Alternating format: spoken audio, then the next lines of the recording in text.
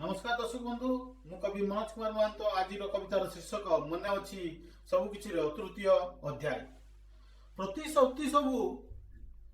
प्रतिश्रुति सबू पाणीगार है मरीगले सबू माछी अजागा घारे जीवाणु छाड़िले मने अच्छी सबू किछि मने अच्छी सबू किछि।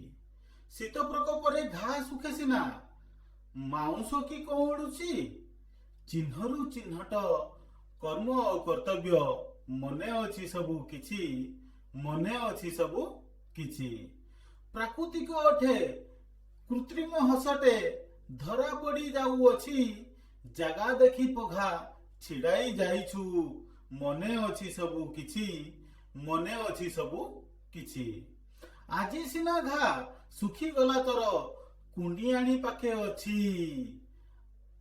कुंडाई कुंडाई जंत्रणा जीवनी मने अच्छी सबू किछि मने अच्छी सबू किछि। बहुत बहुत धन्यवाद वीडियो देखि नमस्कार।